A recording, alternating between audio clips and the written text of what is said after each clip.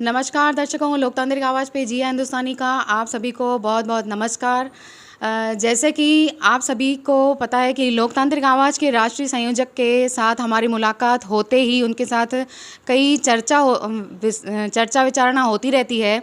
तो आज मैं आम आदमी पार्टी को लेकर और कुछ पत्रकारों को लेकर मैं लोकतांत्रिक आवाज़ के राष्ट्रीय संयोजक माननीय श्री रजनी सिंह तोमर सर के साथ कुछ चर्चा करना चाहूँगी। तो नमस्कार सर जी। नमस्कार आपके चैनल के दर्शकों को। वैसे तो सर मैंने ना कई बार आपके वीडियो में और रानी सिंह तोमर का जो गुजरात का वीडियो है लोकतांत्रिक आवाज़ का, उसमें कई बार मैंने ये टॉपिक आपसे बोलते हुए सुना है कि गोपाल इटालिया को आपने कोई चर्चा करने के लिए जो चैलेंज दिया है, आखिर वो कौन सा विषय है, थोड़ा विस्तार से बताएंगे जनता को। हाँ, यहाँ पर पहले मैं आपकी जानकारी को करेक्शन कर देना चाहता हूँ कि गोपाल इटालिया को हम चैलेंज नहीं दिए हैं, क्योंकि मेरा मानना है कि अब गोपाल इटालिया के साथ अगर हमको जो है डिस्कशन करना पड़ गया तो मैं एक आईएएस बनाने वाला शिक्षक हूँ। अब वो क्लास 3 में नौकरी करके जो है वहाँ से हट गया, एक ऐसे ही बेरोज़गार प्रकृति का आदमी है, तो मैं उसके साथ चर्चा करने के लिए चैलेंज नहीं दिया हूँ। मैं बार बार कह रहा हूँ कि गोपाल, तुमको जो है लोकतंत्र और कृषि बजट पे चर्चा करने का बहुत शौक़ है, तो तुम अपने आका अरविंद केजरीवाल को लेकर आओ। और मेरा मानना है कि अरविंद केजरीवाल अभी थोड़े ही दिन पहले खुद ही दिल्ली में कहा कि मैं आईएएस की तैयारी के समय कोचिंग किया था, तो अब तो अरविंद केजरीवाल भी इनडायरेक्ट मेरा विद्यार्थी ही हो गया, क्योंकि हम भी आईएएस का क्लास चलाते हैं। तो हम गोपाल इटालिया के साथ चर्चा नहीं करना चाह रहे हैं, क्योंकि मुझे पता है कि बेकार एक युवा बेइज्जत हो जाएगा, क्योंकि उसकी जानकारी सीमित है, वो मेरे साथ चर्चा नहीं कर पाएगा। मैं आपके माध्यम से आज फिर एक क्लियर कर रहा हूँ कि गोपाल इटालिया को कि भाई तुम अरविंद केजरीवाल को लेकर के आओ और हम देखें कि हमारे उस शिष्य में जो कि यूपीएससी में बहुत पीछे रैंक ला करके आईआरएस बना था, कितनी क्षमता है कि वो मेरे साथ डिस्कस कर पाएगा। ओके सर है ना, लोकतांत्रिक आवाज़ का जो एक मेन चैनल है उसमें आपका एक वीडियो देखा था। उसमें आप चेतर वसावा जो है आम आदमी पार्टी का एक नेता है, उसको आप विदेश नीति विशेषज्ञ कह रहे थे। उसके बारे में मैं कुछ आपसे अच्छे से जानना चाहती हूँ कि ऐसा क्यों। हाँ, ये एक बड़ा ही हास्यास्पद बात है। मैं एक दिन सुबह सुबह उठा और अपना ट्विटर खोला, तो उस ट्विटर के सामने चेतर वसावा का एक पोस्ट था कि जापान की एक जो है, मुझे हंसी आती है बताने में, कि जापान का एक मैगज़ीन है, वो बता रहा है कि दक्षिण एशिया में भारत अकेला पड़ गया। तो मुझे उस चेतर वसावा के ज्ञान पर हंसी आ रही थी। मैं आपको एक कहानी बताऊं, आपको भी आश्चर्य लगेगा कि मैं उस दिन क्लास में जा कर के अपने बच्चों को कहा कि आपको मैं एक इंटरनेशनल रिलेशन पढ़ाने के लिए नया शिक्षक लेकर के आ रहा हूं, और वो चेतर वसावा जी हैं, क्योंकि आजकल वो एक नहीं होता अधिकारी से लड़ते लड़ते, क्योंकि उनके पास उसके अलावा और कोई स्किल है नहीं, खुद 2 साल में एमएलए के फंड से कितना काम किया है बताने का औकात नहीं है उस आदमी को, लेकिन वो दूसरे जो है अधिकारी के ऊपर या मनसुख भाई के ऊपर जो है प्रहार करके अपने को दिखाना चाहता है कि अत्यंत ज्ञानी है। तो मैं आज फिर से चेतर वसावा को यही बताना चाह रहा हूँ कि भाई तुम अपने 8-10 गुर्गों को, और वो जो तुम्हारा 2 चैनल पे चलने वाला भी मैं नाम बताऊंगा, देवांशी जोशी और गोपी घांघर, उन लोगों को ले करके तुम बस जो करते हो वही करो यार, तुम विदेश विशेषज्ञ नहीं हो पाओगे। मैं वो कमेंट में बोला था। ओके सर, बिल्कुल सही कहा आपने वो चेतर वसावा के बारे में जो आपने बताया।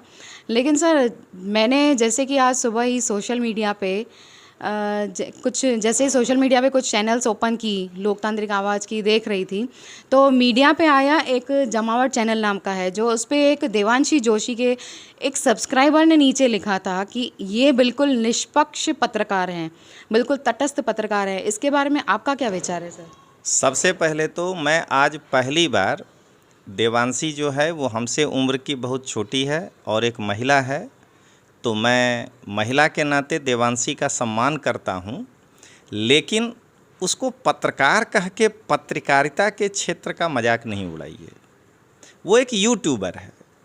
यूट्यूब में आकर के जैसे बहुत सारे लोग कुछ भी बोलने लगते हैं, उनको आप पत्रकार की श्रेणी में नहीं ला सकते हैं, क्योंकि पत्रकारिता का पहला लक्षण होता है कि किसी एक ही पार्टी के रोज़ किसी लोगों को बुला के और आप अगर उसी से चर्चा करवा रहे हैं और एक तरह से उस पार्टी का जो भी फॉलोअर है वो आपका व्यू बढ़ा करके आपको 100 के पहुंचा रहा है और आप यूट्यूब से पैसा कमा रहे हैं, तो आप अपनी आजीविका चला रहे हैं। आप एक यूट्यूबर हैं और यूट्यूब के माध्यम से आजीविका चला रहे हैं, उनको आप पत्रकार मत कहिए।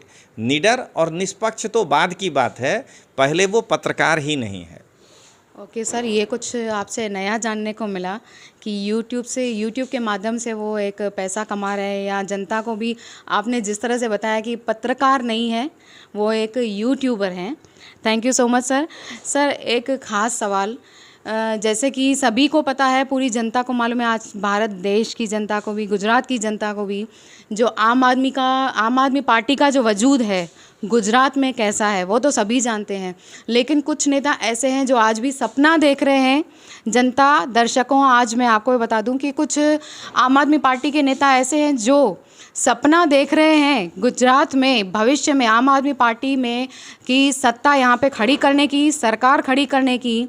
तो मैं आज तोमर सर से ये सवाल करना चाहूँगी कि क्या आपको लगता है कि 2027 में गुजरात में आम आदमी पार्टी की सरकार बन सकती है? मेरा ये मानना है कि सपना देखना कोई बुरा बात नहीं है, तो वे लोग सपने देखें, कम से कम इसी बहाने रात को नींद तो आ जाएगी। वरना दिन भर जो ये लोग आम आदमी पार्टी के दफ्तर में बैठते होंगे और गिन के 10 लोग मिलने आता होगा, तो वो जो खीज है, कम से कम इस सपने के माध्यम से नींद तो अच्छे से आ जाए।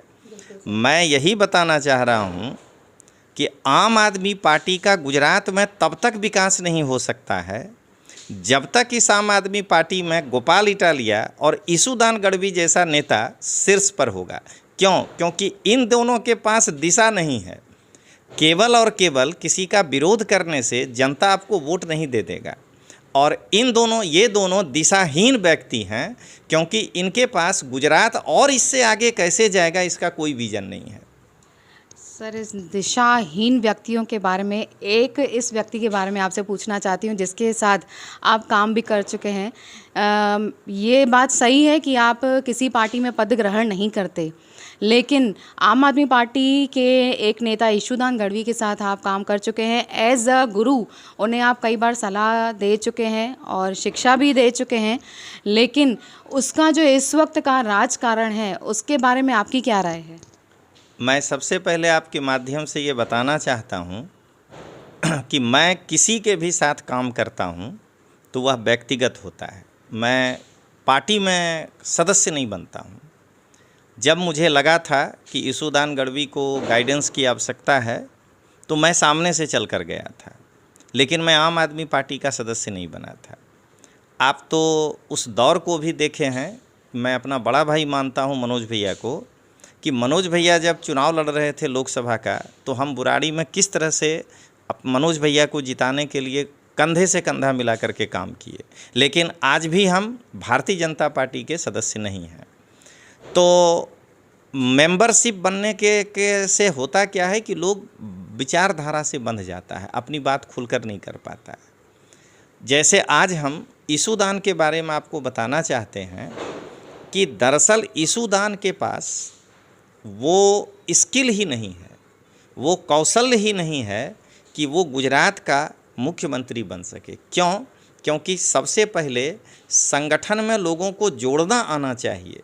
मैं यदि ईशुदान के जगह पर होता और ईशुदान यदि मेरे जगह पे होता तो मैं गाड़ी ले करके, मैं आज आपको मतलब ये बहुत ओपन होके बोल रहा हूँ कि मैं यदि ईशुदान के जगह पे होता तो मैं गाड़ी ले करके रजनीश सिंह तोमर के घर पे चला जाता और कहता कि आप ये पद आप हमारे यहाँ छोड़ करके क्यों गए हैं।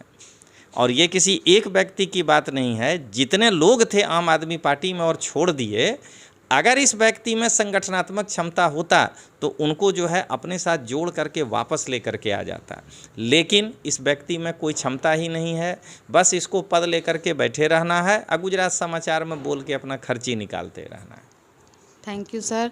सर, है ना, सुबह एक सोशल मीडिया जैसे यूट्यूब चैनल पे मैंने ना न्यूज़ देखने के लिए जैसे ही ओपन किया, तो उसमें कोई गोपी गांगर करके कुछ थे, एक पत्रकार। तो उनकी शैली के बारे में आपकी क्या राय है?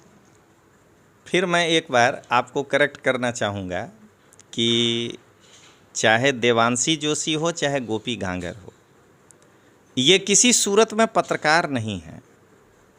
अगर एक तटस्थ होकर के विश्लेषण किया जाए और उनके चैनल को देखा जाए, तो ये अपनी आजीविका को चलाने के लिए एक यूट्यूबर है। पत्रकारिता का अपना एक क्या कहते हैं, सबसे बड़ा पत्रकारिता की एक गरिमा होती है।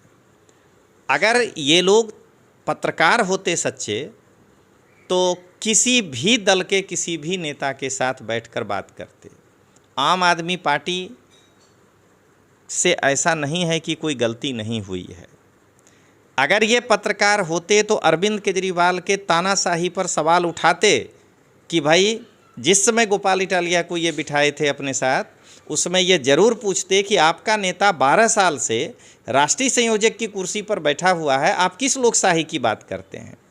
तो बात ये है कि इनको आम आदमी पार्टी के कार्यकर्ताओं से व्यू लेना है, उस व्यू से यूट्यूब से पैसा कमाना है और अपना जीवन निर्वाह करना है। तो इसलिए इनको पर दया कर दीजिए, मैं ये भी कहूँगा। और साथ में ये कहूँगा कि इनको आज के बाद पत्रकार नहीं बोला करिएगा।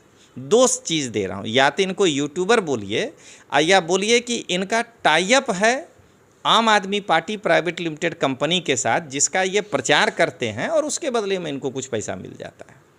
हो सकता है सर, आपने जो कहा वो बिल्कुल सही है। यहाँ तो उनको प्रचार करने के लिए पैसे मिलते हैं, यहाँ यूट्यूबर हैं तो वो व्यूज़ के मतलब थ्रू ही शायद पैसे कमा रहे हों। लेकिन सर, आम आदमी पार्टी के जो 3 नेता हैं, ईशुदान गढ़वी, गोपाल इटालिया और चेतर वसावा, ये तीनों आज भी जिस तरह से एक कट्टर ईमानदार जो इंसान है दिल्ली में स्थित है, उसके जो ये चेले हैं तीनों, वो उनके बारे में, उनके लिए आप कुछ संदेश देना चाहेंगे सर? देखिए, मैं तो अपने आप को ये मानता हूँ कि संदेश उस व्यक्ति को दिया जाता है जो संदेश ग्रहण करने के लायक क्षमतावान हो। चेतर वसावा एक फ्लूक में चुनाव जीत गया है, इसका मतलब ये नहीं है कि उसके अंदर बहुत ज्ञान है।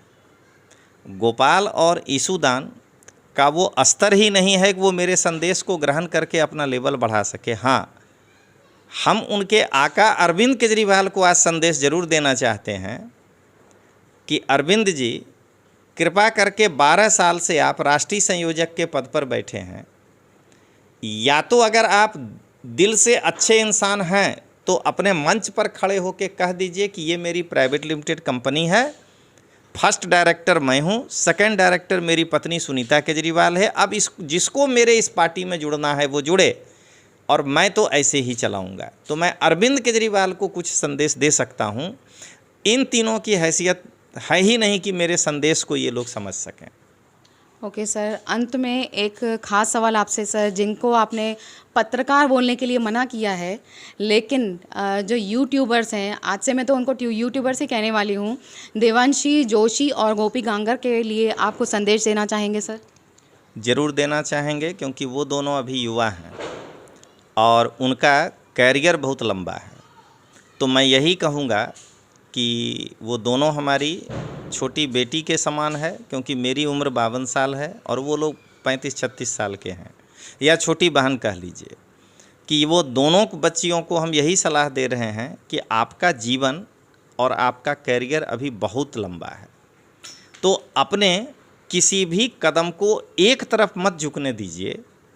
जीवन में लाखों का जो है समस्याएं आएंगी। जीवन निर्वाह के लिए पत्रकारिता का जो एक मानक है उसको गिरने मत दीजिए, और किसी एक पार्टी का भोर से शाम तक झाल लेकर के जैसे सीताराम लोग करते हैं, आप चेतर वसावा, गोपाल इटालिया और ईशुदान करना छोड़िए। और भी बहुत मुद्दे हैं जिस पर कि आप चर्चा कर सकते हैं, आप उस पर विचार कर सकते हैं। आज ही नरेंद्र मोदी साहब आए और क्या कहते हैं, बड़ोदरा में एक बहुत बड़ा सौगात दे करके गए हैं, चर्चा उस पर भी हो सकता है। तो आप एक तटस्थ मतलब यूट्यूबर बनिए। पत्रकार बनने की मुझे तो अभी नहीं लगता है कि आप में क्षमता है, लेकिन एक यूट्यूबर तटस्थ बनिए। Okay sir, thank you so much sir, आपकी ये सारी जानकारी से काफ़ी कुछ सीखना मिला। सर एक सवाल ख़ास मैं आपसे कहना चाहूँगी, जैसे कि आपने अभी जस्ट बोला कि 12 साल से राष्ट्रीय संयोजक बनकर जो केजरीवाल जी खड़े हैं, तो उन्हें ये बोलना चाहिए कि मेरी ये प्राइवेट लिमिटेड कंपनी है। तो क्या सर आपके इस संदेश से केजरीवाल जी को कोई फ़र्क पड़ेगा या वो आपके सामने चर्चा में आ सकते हैं? नहीं, केजरीवाल जी पे फ़र्क इसलिए नहीं पड़ेगा कि केजरीवाल जी के अंदर जो है ना, क्या कहते हैं, वो सच्चा हृदय विद्यमान है ही नहीं। केजरीवाल जी के अंदर सत्ता का लालच घुसा हुआ है और इसलिए वो केवल तानाशाही करना जानते हैं, इसलिए मुझे नहीं लगता है कि उन पे कोई फ़र्क पड़ेगा।